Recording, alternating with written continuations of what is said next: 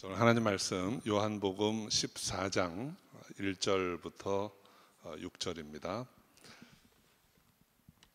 요한복음 14장 1절부터 6절 말씀 우리 한 절씩 교독하겠습니다.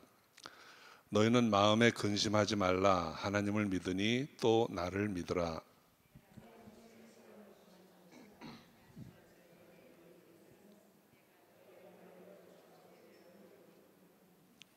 가서 너희를 위하여 처소를 예비하면 내가 다시 와서 너희를 내게로 영접하여 나 있는 곳에 너희도 있게 하리라.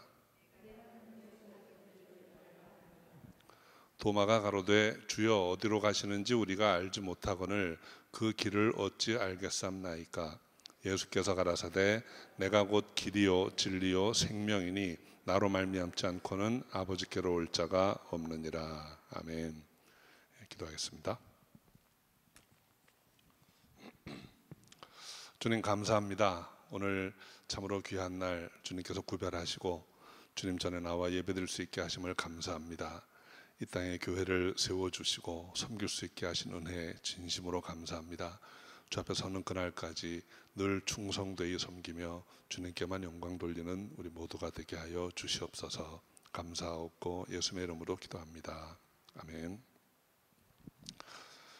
우리 요한복음 14장 6절 말씀 우리 늘 암송하는 말씀인 줄로 압니다. 우리 다시 한번 암송해 볼까요?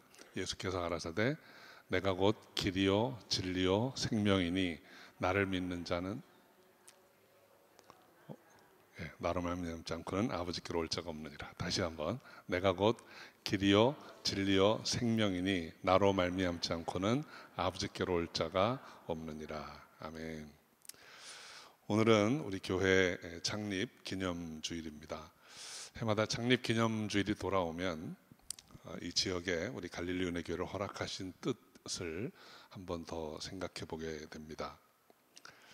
지역의 많은 영혼들에게 예수 그리스도를 전하라 하신 그 뜻, 그리고 또 우리에게 맡겨주신 많은 일들이 있는데 돌아보면 참 턱없이 우리가 많이 부족해서 다 못한 것이 많다고 생각됩니다. 저 개인적으로 저를 돌아보아도 참으로 부족하고 미련한 사람이 맡겨진 사명을 감당치 못했던 때가 너무 많아서 주님 앞에 이렇게 송구할 때가 많이 있습니다. 특별히 2015년에 들어오면서 이제 우리 교회가 어떤 교회이어야 할까 하는 생각을 많이 해봤습니다.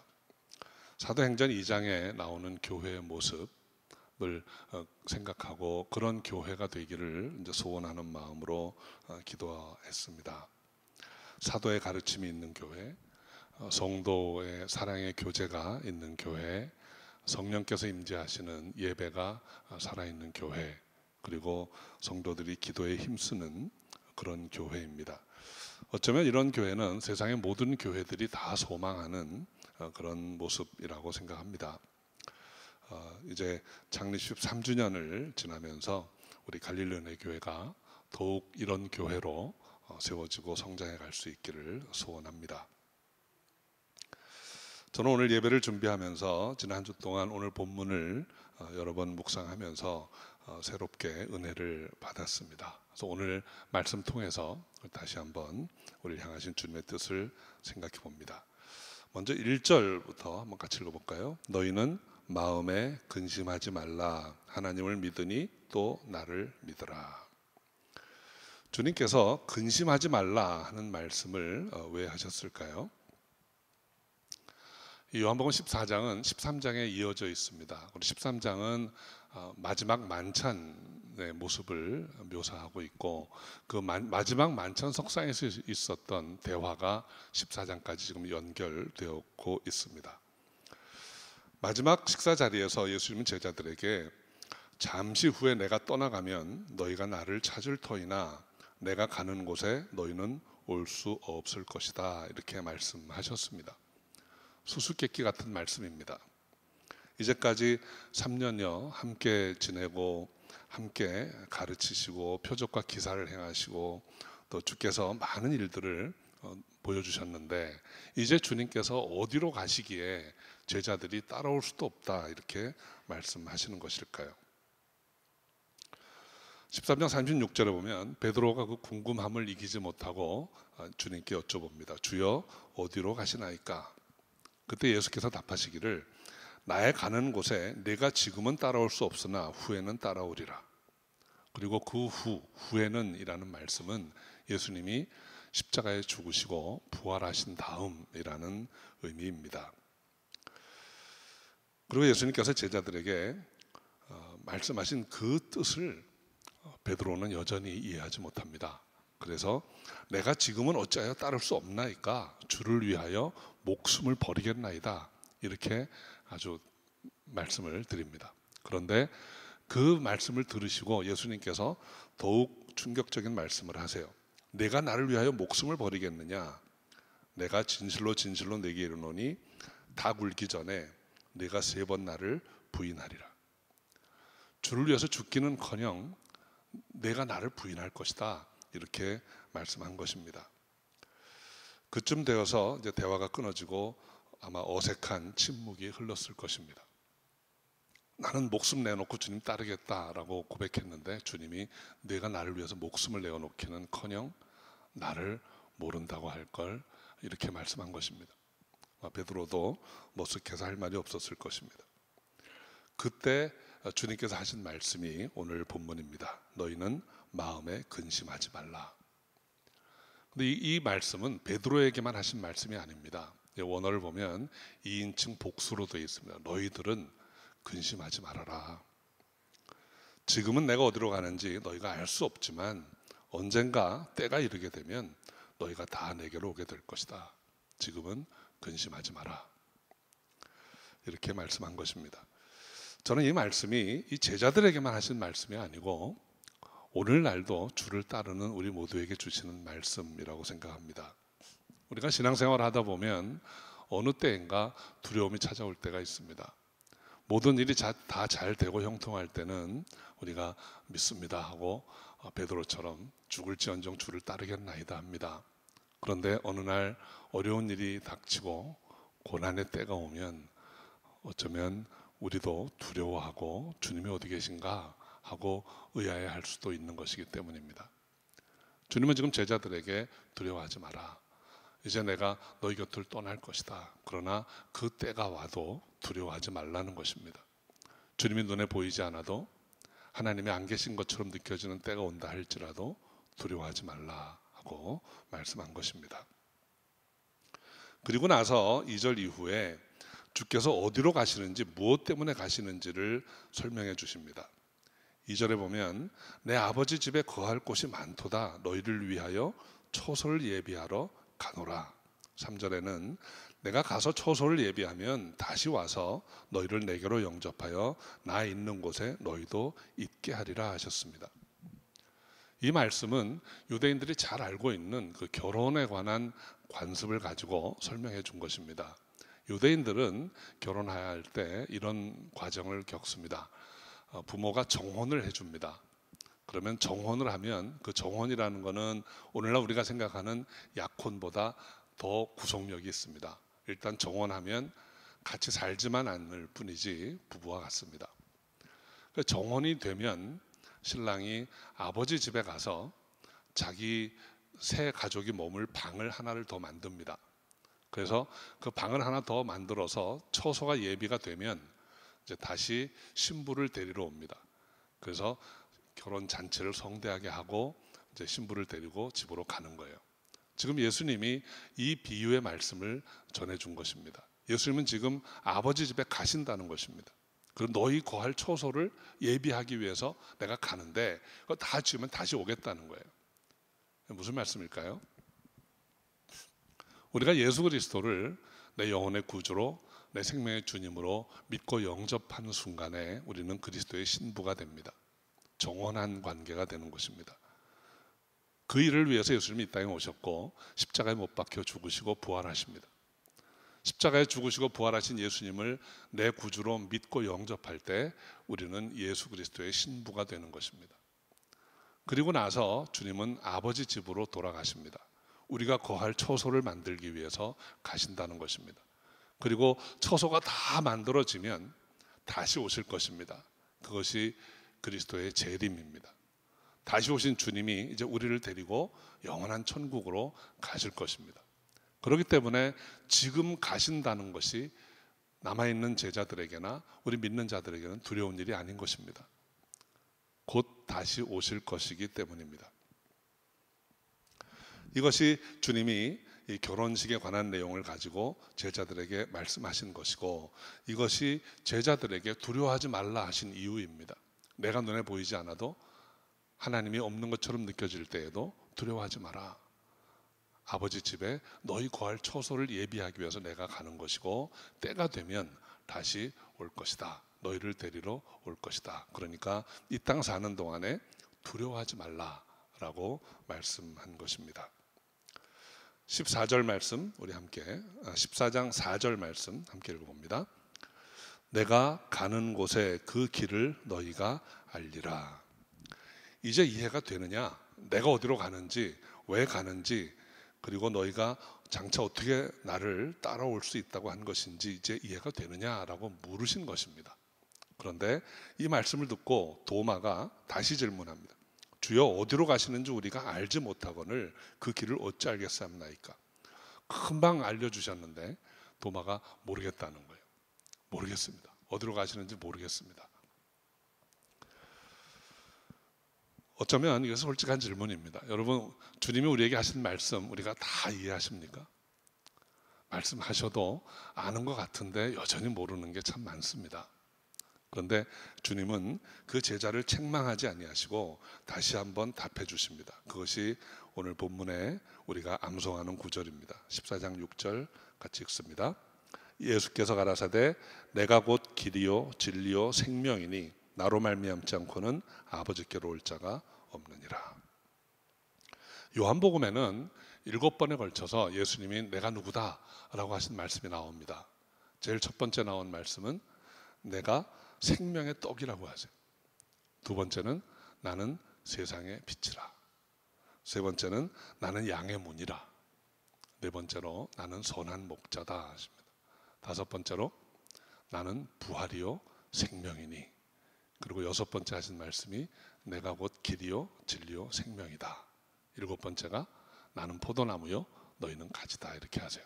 근데 그 중에 여섯 번째 하신 말씀이 바로 오늘 본문의 말씀입니다. 이 말씀은 예수님의 신분과 사역에 대해서 아주 포괄적으로 우리가 이해할 수 있는 아주 귀한 말씀이에요. 오늘 이 말씀을 상세히 한번 살펴보겠습니다. 먼저 뒷부분부터 봅니다. 나로 말미암지 않고는 아버지께로 올 자가 없느니라. 이 말씀을 통해서 예수님은 그분이 지금 어디로 가시는지, 제자들이 나중에 어디로 나를 따라올 것인지를 말씀해 준 것입니다. 그것은 아버지께로 가는 것입니다. 여러분, 우리가 예수 믿고 신앙생활하는 궁극적인 목적은 우리가 아버지께로 가는 것입니다. 이것이 구원받는 것이고, 이것이 영원한 생명을 선물로 받는 것이고, 하나님 나라에 들어가는 것입니다. 이것이 구원의 정의입니다. 하나님 아버지와 함께 거하는 것. 두 가지밖에 없습니다. 우리가 살아가면서 영원히 우리 운명이 어떻게 될 것인가, 갈림길은 딱 둘입니다. 하나님과 함께 할 것인가, 아니면 하나님과 영원히 이별할 것인가. 둘 중에 하나입니다.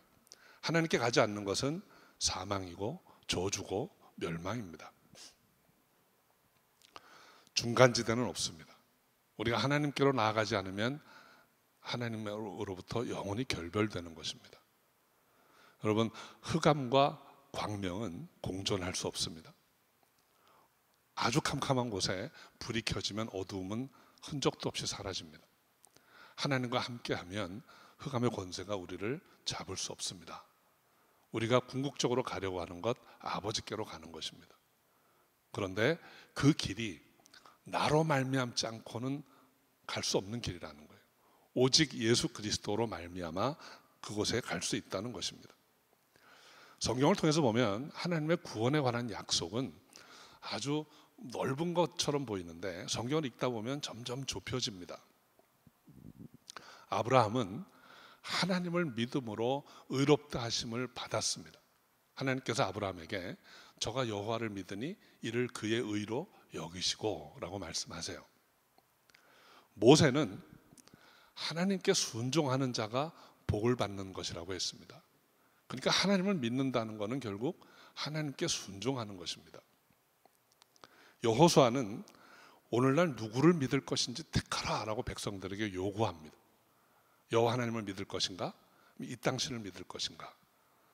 믿음이라고 하는 것은 하나님을 믿는 것이고 말씀에 순종하는 것이고 그리고 결단하는 것입니다. 우리의 매 순간순간 내가 누구 편에 설 것인가, 내가 누구를 택할 것인가를 결정해야 된다는 것입니다. 하나님께 나아가는 길은 오직 하나입니다. 오늘 예수님께 직접 말씀하시기를 나로 말미암지 않고는 아버지께로 나아갈 자가 없다 하셨습니다. 사도행전 4장 12절에 보면 천하 인간에 구원 얻을 만한 다른 이름을 주신 일이 없다 그랬습니다. 오직 예수 그리스도 믿음으로 구원을 얻고 하나님 주시는 평안과 기쁨을 찾을 수 있는 그런 저와 여러분 다 되시기를 주의 이름으로 축원합니다. 자, 이제 앞부분을 살펴봅니다. 내가 곧 길이요 진리요 생명이니. 첫째로 주님은 내가 곧 길이라 하십니다. 길이라는 단어가 우리에게 우리에게 주는 의미는 두 가지가 있습니다. 하나는 도로로서의 길입니다. 다른 하나는 방법으로의 길입니다. 도로로서의 길은 어느 목적지를 정해놓고 갈 때 가장 빠른 길, 직행할 수 있는 길은 하나밖에 없습니다. 여기에서 여러분이 샌디에고를 가시려고 하면 5번 프리웨이 사우스를 타야 됩니다. 물론 중간에 요즘은 길이 이렇게 많아지긴 했지만 결국 방향은 하나입니다. 남쪽으로 가는 큰 길을 택해야 합니다. 샌디에고를 가는데 북쪽으로 가야 됩니다 라고 말할 수 있는 사람이 아마 없을 거예요. 그런데 영적으로는 그런 일들이 많이 있습니다. 왜 남쪽으로만 가야 거기를 갑니까? 북쪽으로 가도 언젠가는 올 겁니다.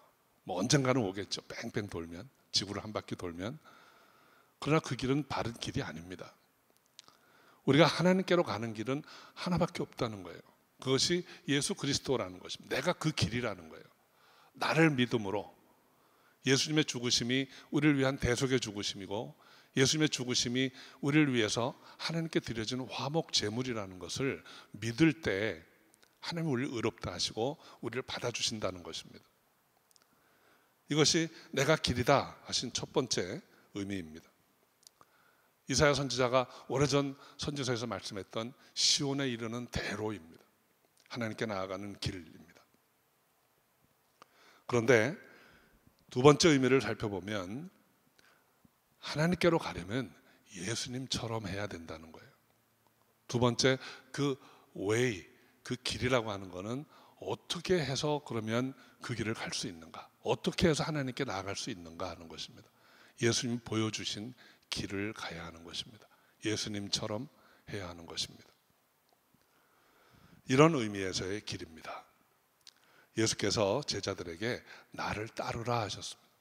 나를 따르라는 말은 나를 따라오너라, 내가 가는 그 길로 오너라 하는 말씀도 있지만 나처럼 해라 하는 말씀입니다. 우리가 주님을 본받을 수 있는 저 여러분 되시길 바랍니다. 예수님처럼 생각하고 예수님처럼 말하고 예수님처럼 행하는 저 여러분 되시기를 바랍니다. 그런 의미에서 예수님이 길이 되십니다.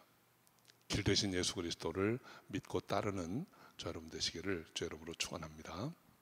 두 번째로 예수께서 그가 바로 진리라고 하십니다. 요한복음 1장 1절에 보면 예수님은 태초에 하나님과 함께 하셨던 말씀입니다.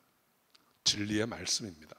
그렇기 때문에 진리 되신 하나님께 나아가는 길이 바로 예수 그리스도인 것입니다.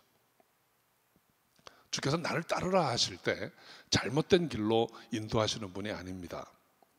길 되신 예수 그리스도를 믿고 나아가는 자가 어떻게 살아야 하는가에 대한 해답을 예수께서 주십니다. 복음서에는 이미 예수님께서 그 해답을 여러 번 말씀하셨습니다. 그 말씀들은 다 진리의 말씀입니다. 사람들이 원하는 길, 사람들이 즐겨하고 좋아하는 길은 멸망으로 인도하는 길이라고 했습니다. 넓은 길, 편안한 길, 사람들이 다 가는 길, 그래서 괜찮아 보이는 길, 그 길이 멸망에 이르는 길이요, 속이는 길이요, 거짓 길입니다. 그 길은 인도하던 자도 넘어지고 따르는 자들도 함께 넘어지는 망하는 길입니다. 주님께서 말씀하시기를 하나님 나라에 들어가는 문은 좁은 문이라고 했습니다. 그 좁은 문에 이르는 길은 길이 좁고 아주 협착하다고 그랬습니다.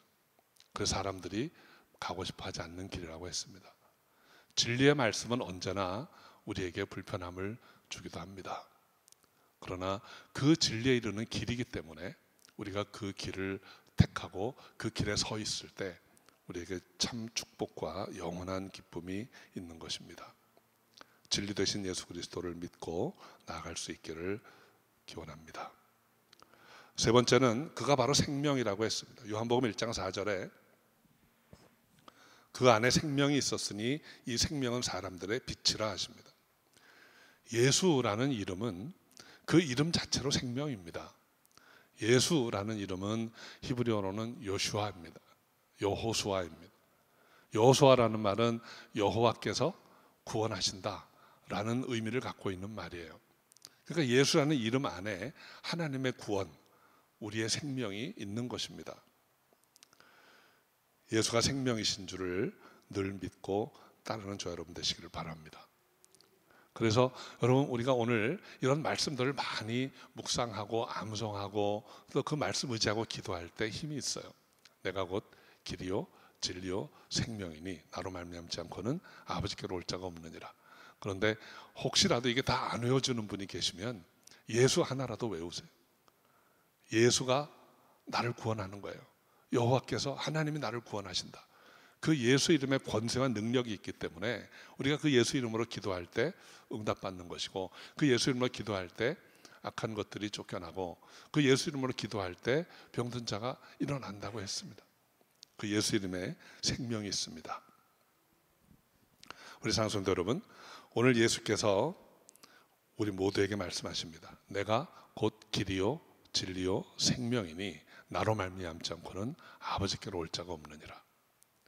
이 말씀을 우리가 늘 기억하기를 바랍니다. 우리가 가야 할 길이 되시고, 우리가 믿어야 할 진리가 되시고, 우리가 소망하는 생명이 되시는 예수 그리스도를 믿음으로 하나님께 나아갈 수 있는 저와 여러분 다 되시기를 주의 이름으로 축원합니다. 우리 기독교회 역사에 토마스 아 캠피스라는 아주 유명한 분이 있습니다. 그리스도를 본받아라는 책을 써서 많은 크리스찬들이 읽었는데, 그 토마스 아 캠피스가 오늘 본문 요한복음 14장 6절을 묵상하면서 남긴 글을 제가 여러분께 읽어드리겠습니다. 길이요 진리요 생명이신 예수님, 이 길이 없으면 어디로도 갈 수 없으며, 이 진리가 없으면 아무것도 알 수 없으며, 이 생명이 없으면 아무도 살 수 없을 것입니다. 예수님은 우리가 따라야 할 길이며 우리가 믿어야 할 진리이며 우리의 소망이 되는 생명이십니다. 주님은 우리가 거역할 수 없는 길이며 오류가 없는 정확한 진리이며 영원한 생명이십니다. 이 묵상과 고백이 저 여러분 모두의 고백이 되기를 소원합니다. 기도하겠습니다. 아버지 하나님, 길이요 진리요 생명이신 예수 그리스도를 믿고 따르기를 소원합니다. 늘 주님 편에 서게 하시고 주님의 인도하심을 따르는 저희가 되게 하옵소서. 영원한 생명을 주님께서 허락하셨사오니 이제는 그 생명 안에서 마음껏 기뻐하고 감사하고 평화하며 화평하며 살아가는 저희가 되게 하여 주시옵소서. 주께서 함께 하실 줄 믿사옵고 예수의 이름으로 기도합니다. 아멘.